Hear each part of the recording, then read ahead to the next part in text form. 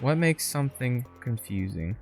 Simple but not simple is a prime example of a confusing contradiction. They both have a common meaning with one another but contain a complete opposite statement, or otherwise a statement unclear or unjustified like geometry, if you get what I mean. Besides that dilemma, did you know that the base damage of the Psycho Knife has the highest damage in the game, technically speaking at a certain caliber? You probably just assume I'm crazy, but look again at face value. The Psycho Knife provides supposedly between 100 to 140 base damage like it should. Although one held, it increases tremendously in damage and weapon speed. This weapon has no clarification or such statement of this buff clearly being hidden from the user. You might ask, how come this item isn't the strongest then?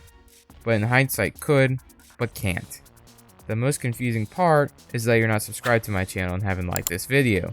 It'd be very much if you appreciate it. Just do it. Just do it! But back to the main subject on hand.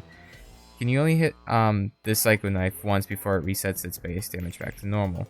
Which makes it a convoluting thing, because we already know that the weapon itself gets an enormous buff when held, but only just for one optimal strike.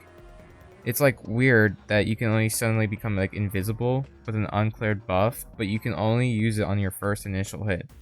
Like, what is the point of having this feature when you can only use it on, like, for its benefits, perhaps 3 hits at most? It's like saying the item should be a cool feature but not be an overly powered item, in a sense. So in my own words, I'd say the reason the weapon is given this treatment is because of like the secret stealth ability. My assumption is that Terraria developers created an item that obviously attacks in secret and pinched onto the idea of greatly increasing the damage. A fun little feature that can cause a disruption or little chaos to other people, I guess. However, they didn't want to make a game-breaking weapon like the Zappinator, so they kind of limited its potential damage on the first attacking it. But I question you, the viewer, what would happen if the Psycho Knife does not reset its insane implied stats? That would be the attack speed and as well as damage. Would it become the next strongest weapon by far in theory?